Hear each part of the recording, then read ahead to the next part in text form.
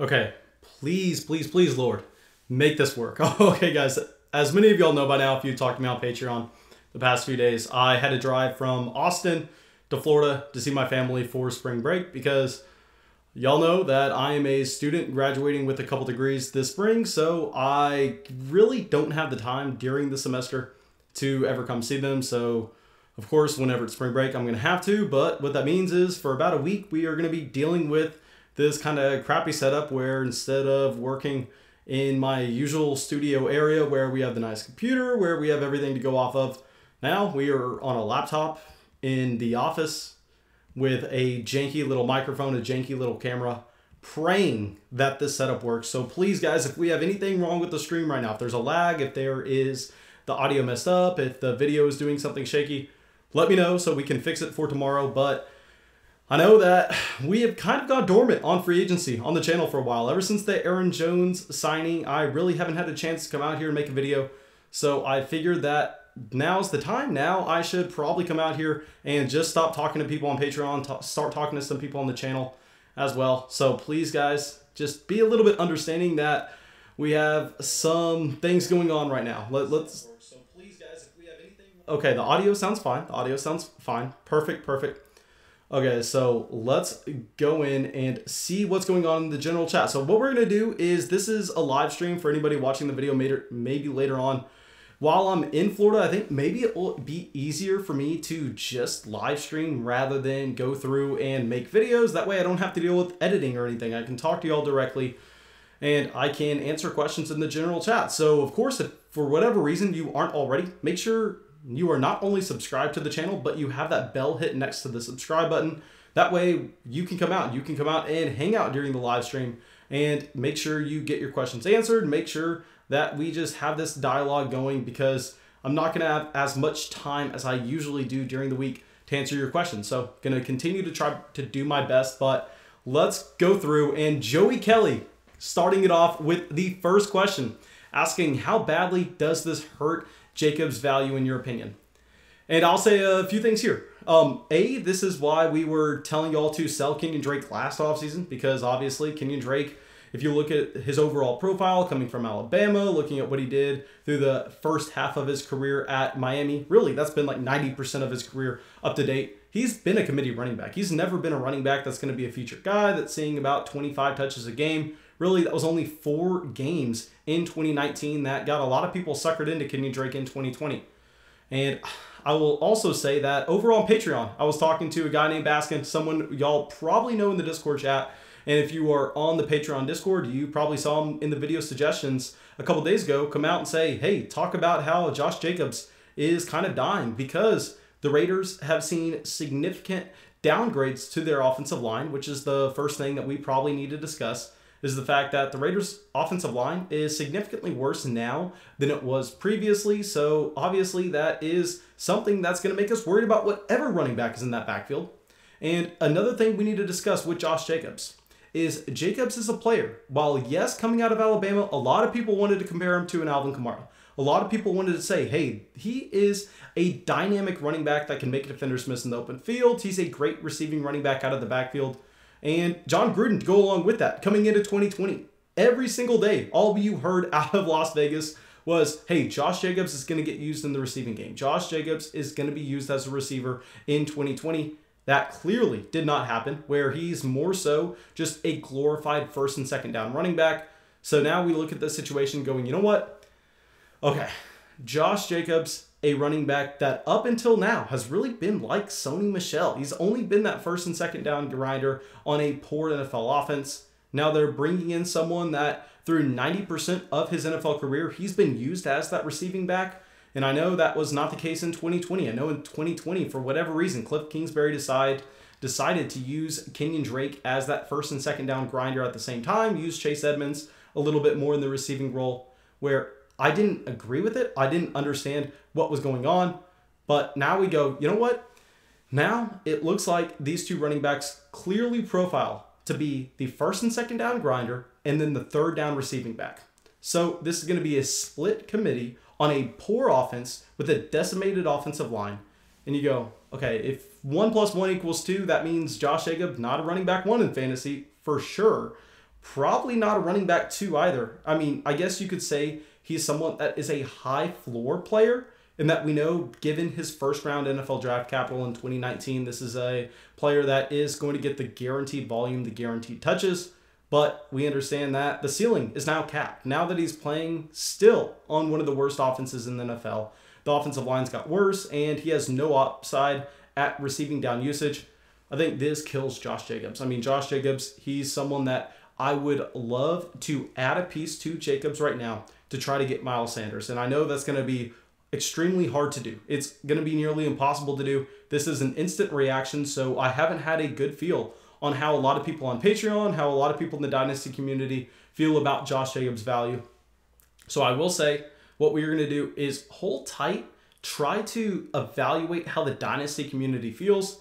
And if you have some people that are Josh Jacobs truthers coming out and saying, hey, Jacobs can still be a high-end running back 2, Jacobs can still be a mid running back 2, while I think he's probably going to be a low-end running back 2, given the fact that he has that high floor with the guaranteed touches, the ceiling is going to be severely capped. So if some people want to say that he has the ceiling of a high-end running back 2, then I would be looking to add a piece to him to get to Miles Sanders, Clyde Edwards-Helaire, any other running back in that tier, and wash my hands of Josh Jacobs.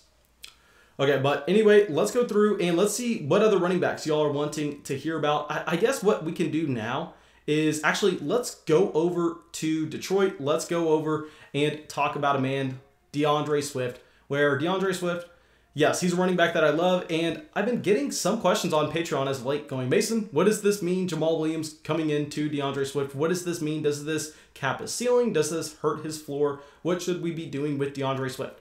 And my response to that is, did you like Deandre Swift before? If you liked Deandre Swift before, nothing has changed with Deandre Swift. I mean, it's so funny that Jamal Williams is coming into Detroit, because the comparison that I've had for Deandre Swift ever since he came into the NFL in 2020 is that he's that Alvin Kamara. He's that Aaron Jones. He's the running back that is never going to be a workhorse. He's never going to be someone seeing 25, 30 touches a game. But that's not why I was drafting Deandre Swift. The reason we were drafting Deandre Swift is because he is one of those running backs that profile to maybe not see every single touch in their backfield, but, and I know this sounds cliche because I've said it every single time we talk about Deandre Swift because it's the piece of analysis you need to know. Deandre Swift is going to see all the valuable touches in his backfield, and this has been the number one lesson that I have learned at the running back position in fantasy over the past 3 years now, and that raw touches doesn't mean a ton.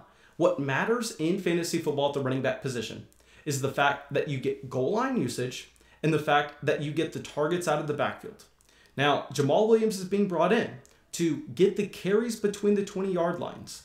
And those touches, they don't really translate over to a whole lot of fantasy points. I mean, look at what Jamal Williams was scoring with those touches in Green Bay. Was he taking a lot from Aaron Jones?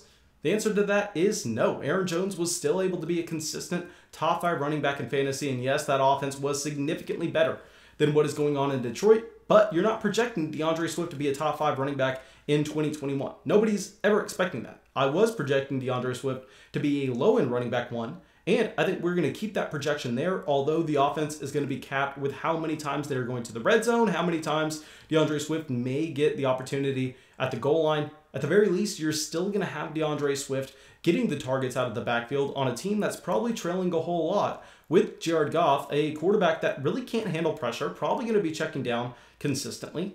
So Deandre Swift, not worried in the slightest. Teams are going to bring in depth. Teams are going to make sure that their running back 2 hole is filled. And I don't even want Deandre Swift seeing every touch out of the backfield. I just want him seeing the valuable ones like he saw last year. Okay, so now let's go over in a very similar light. Let's talk about James Robinson. I know the Jacksonville Jaguars have brought in some depth at the running back position. And I'll say, so far, James Robinson has been a massive winner in free agency. And I understand y'all are going to go, but Mason, how are you going to say that when Jacksonville brought in some depth pieces at running back? And my answer to that is, of course they were going to. You looked at the running back 2 on the roster, and it was Divine Zigbo, it was Raquel Armstead, it was nobody. That's why James Robinson was one of the highest usage running backs in the NFL last season. And you expected the Jaguars to bring in other running backs.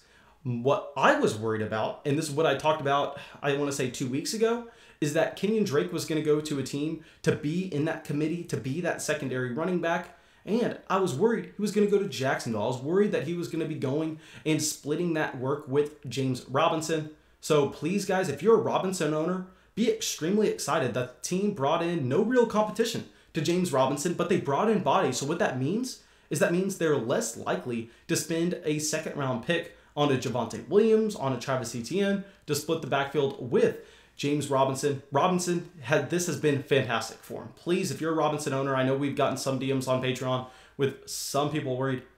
You need to be excited about what has happened in free agency so far. Okay, so Joe Johnson coming out says, so how is Chase Edmonds in your dynasty ranks?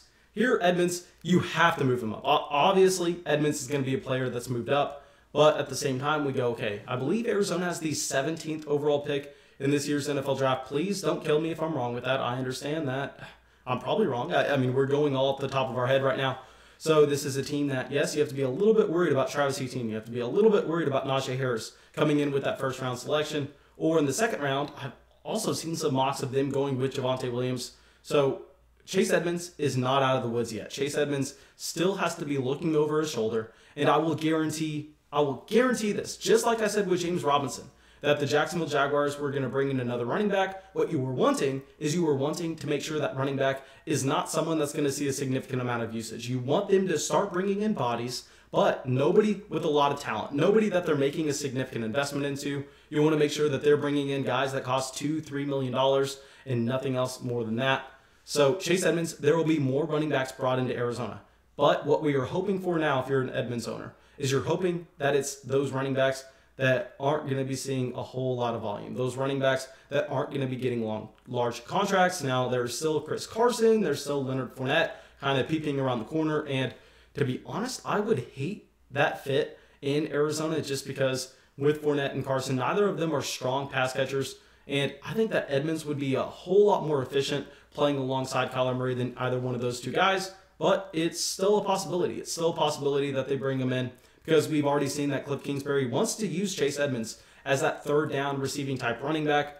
And what he really wants to do is find a different guy to take the load on first and second down, like we saw with Kenyon Drake last year when they decided to sign him to that transition tag. So Chase Edmonds not out of the woods yet. You need to see I would say a running back meat shield pretty much coming in and protecting him from Travis Etienne. But outside that, I think you do not have to be worried too much about that. Okay, JN coming out. Thank you so much for coming out, my man. Just saying, like the video, boys and gals. Yes, like the video, boys and gals. I'll say the gals in this audience are literally, and I know y'all are probably going, Mason, I'd imagine maybe you have 10% of the audience being female. You look at the YouTube analytics, guys, and I knew I was ugly. I did not know I was this ugly, though, because the audience is 99.9% guys. Literally, for every 999 guys in this audience, there's one girl. And if you were that one special lady, my heart goes out to you. But let's keep it going. Okay, so Jason says Arizona has pick 16, not 17. I am very sorry about that. Okay, so let's go through. And, okay, Dakota is saying Lev Bell would be awesome for Edmonds. Yes, Le'Veon Bell in Arizona. That would be fantastic. That's exactly what I'm talking about whenever we were talking about getting those running backs coming in and just protecting from Travis Etienne. That's really all we're having to worry about. Dakota also coming in says Chase Edmonds or Josh Jacobs in Dynasty. Because Jacobs was that first-round running back in 2019, because he's still signed under that contract, I believe, keep in mind, this is all off memory, so I could be wrong here, but I believe Edmonds has 1 year left on his deal. So I would prefer the long-term job security in Josh Jacobs. We understand at the very least he is going to be in a committee over the next 2 to 3 seasons, and probably a little bit longer than that, because we've seen time and time again that the NFL is willing to just repeatedly give opportunity to those running backs that were able to get the first-round draft capital coming in out of college. So I'll say with Josh Jacobs, still easily going to go with Josh Jacobs over Chase Edmonds in Dynasty. If you could make that switch, I would do so now. But if you end up seeing Chase Edmonds dodge Chris Carson, Leonard Fournette, Najee Harris, Travis Etienne, Javonte Williams, if Chase Edmonds dodges those 5 running backs, then we can flip our answer. But until we see that, I think you go with Jacobs. Okay. Sugan D's coming out, says thoughts on Antonio Gibson with the new and improved offense. Antonio Gibson, I actually really like the fact that Ryan Fitzpatrick is coming in. Obviously, this is a significant upgrade over what other options Washington was going to look at. And this is something that we probably should have been on the lookout for, considering this was a team that really had no assets to move up in the draft. I mean, if you look at their overall structure, I mean, their pick was kind of way too low to get into that Trey Lance, Justin Fields, Zach Wilson range. And obviously, Jacksonville's not letting go of that first overall pick. So I really like the fact that Fitzpatrick is coming in. And I will say with Fitzpatrick, it's going to be interesting to see him with Curtis Samuel in that offense as well, but we'll be covering the wide receiver position tomorrow in one of those live streams. Let's focus in on the running backs right now. Okay, JN coming in says, can you expand on the Miami and Rams backfield with Malcolm Brown on the move and how it affects the draft? Okay, so here, this is another scenario where I was talking about, hey, if you're a James Robinson owner, you love the fact that Carlos Hyde is coming in. You love the fact that this team went and got a little bit of a depth piece running back without getting someone that's going to worry you for James Robinson's touches. Same exact thing here if you have Myles Gaskin. Myles Gaskin's not a single player. I mean, I don't own him in a single league anywhere just because we were like, you know what? This team, 99% of the time, they are going to invest in the draft. They're going to invest significantly in free agency. But the fact that Gaskin has avoided some of these running backs now, and they brought in Malcolm Brown, someone we are not too worried about. Quick side note, Malcolm Brown went to high school literally 4 minutes from me, so a small brag there. But anyway, I will say here, you love the signing for Cam Akers. You love it for Darrell Henderson if you're stashing him anywhere as the premium handcuff on the Los Angeles Rams team. And also, you love it for Myles Gaskin because he's bringing in a little bit of job security with Gaskin. Okay, so let's go through. Kevin is coming in with a Myles Gaskin trade that he just made. Okay, so he says traded Myles Gaskin and a second-round pick in 2022 and a third-round pick in 2023 for a first-round pick in 2022 and a second in 2023. Okay, so you traded Gaskin to move up from the second to the first round next year, and you also moved up from the third to the second round in 2023. Boys, if you could make anything close to that, if you could trade right now Myles Gaskin in a future second for a future first, I'm doing that. No brainer.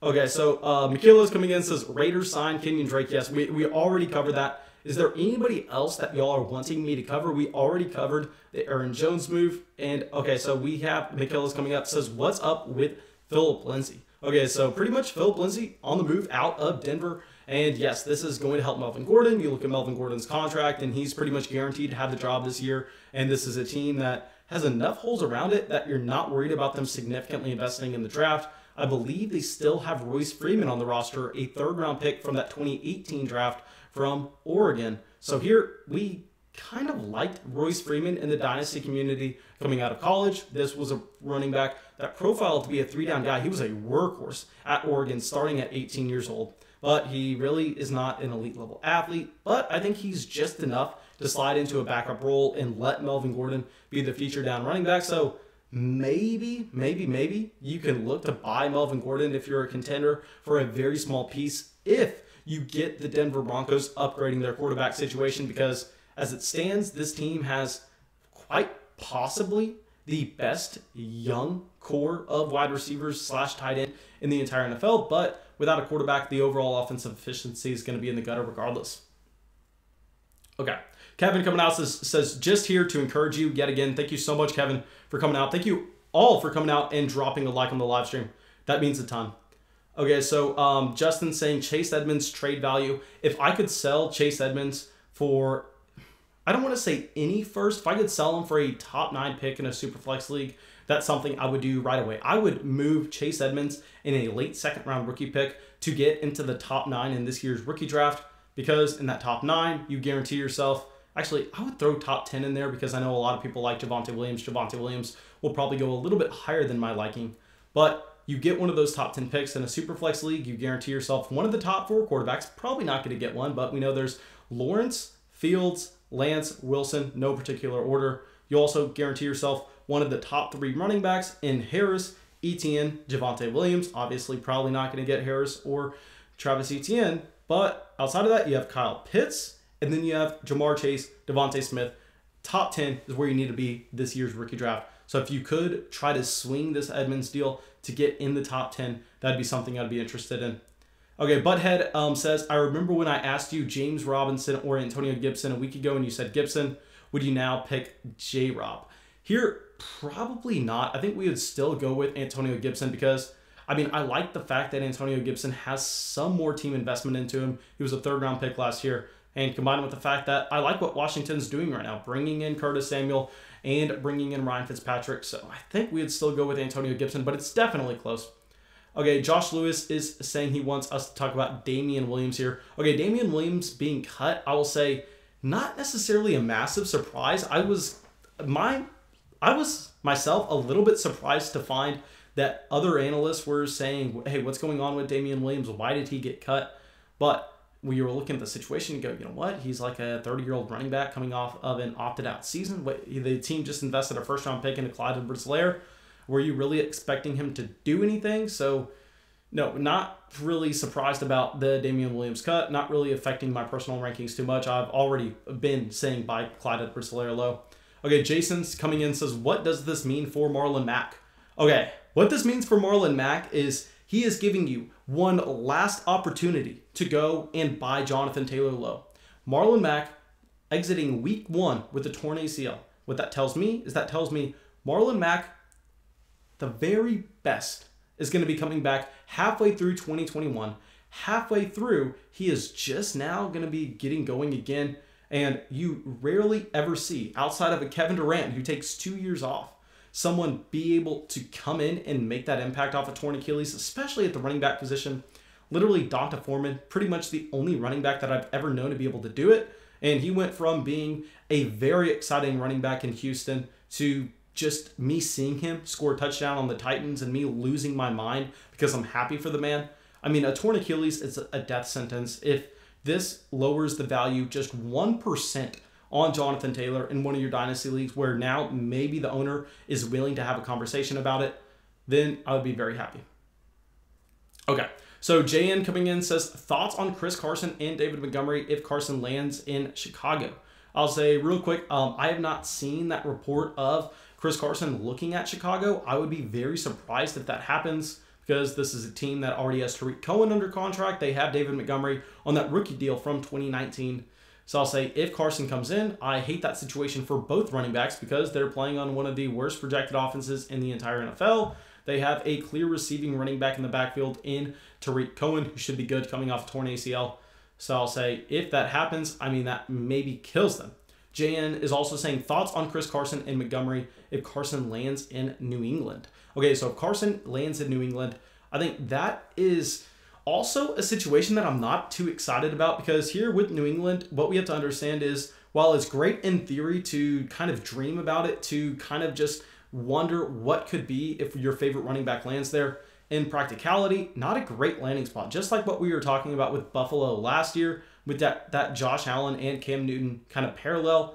These are two quarterbacks that aren't necessarily guys that are going to raise the overall efficiency of the offense. They're not necessarily going to, in the case of Josh Allen, he is. But in the case of Cam Newton, he's not necessarily going to make that Patriots offense the top of the NFL. And to go along with it, where the comparison between the two come in is the fact that once they get to the goal line, you always have to be worried about the quarterback vulturing touchdowns. And because these quarterbacks are run first before they check down, we also understand the fact that these two guys are not going to be reading through the progressions and dumping it out to the running back in the flat. What they're going to be doing is they're going to be looking at their first, second read. If it's not there, they can tuck it and run. So I really don't like the situation for whoever lands in New England at the running back position. Okay. So Butthead asking, where do you rank Chris Carson if he stays in Seattle, and what are the odds of him staying? I'd say the odds of Chris Carson staying in Seattle pretty low. I already said about a month ago that I thought that those odds were close to 0. And we look around the NFL and you go, yeah, I mean, there are not too many intriguing opportunities for Chris Carson to land in. But you would think that if the Seattle Seahawks were interested in keeping Chris Carson long-term, they wouldn't have spent a first-round pick on Rashad Penny in 2018. They wouldn't have came out and drafted DJ Dallas, and at the same time, the other running back out of Miami, what is his name? I don't want to say Mark Walton. They drafted 2 running backs out of Miami the past 2 years. Okay, so Josh Lewis coming in says, who wins? A.J. Dillon and Chase Edmonds were a 2023 first and Marquise Brown. Okay, I would prefer Marquise Brown over A.J. Dillon, and the 2023 first, that first is so far out that I really don't want to answer that. I think a lot of people trading for 2023 first right now need to be careful. Make sure you're only doing it in a league that you've been around in for a while, or a league that's like the Flock Patreon League where I guarantee you that it's not going to fold. I will myself pay for the teams before we fold one of those new leagues, and make sure that the other owner has to pay their league dues while you're doing that.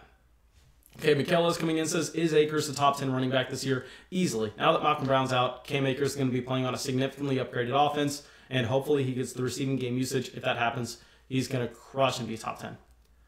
Okay, so let's go through. And JN asking best landing spots for Harris/ETN now that free agency is settling. To be completely honest, Arizona would be fantastic for ETN, because if they spent that first-round pick on him, it would kind of signify that they were not looking to get Chase Edmonds as involved as they were last year, but obviously we're looking through this in a range of outcomes sense where we don't necessarily know if that's the case, but that's what they would tell us by spending that pick. And then we also go through and just say, obviously, Miami is ideal for either one of these two guys because they'd be a workhorse in that situation, and I think that's an improving offense.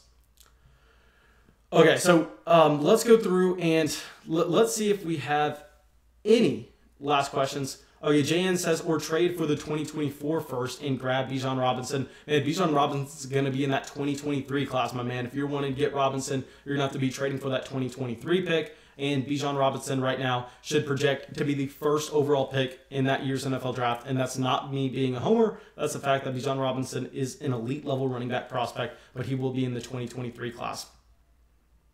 Okay, so I think that we should be good here. Now, I will be live streaming tomorrow as well to go over the wide receivers. And as always, I'm very sorry that the setup was a little bit lackluster here. This is what we're going to have to be dealing with while I'm in Florida. But as soon as I get back to Texas, we'll be back to normal. And thank you, everyone, for coming out. Thank you, everyone, for smashing that like button. It helps us out a ton. And yeah, that's it. I'll see you on the live stream tomorrow.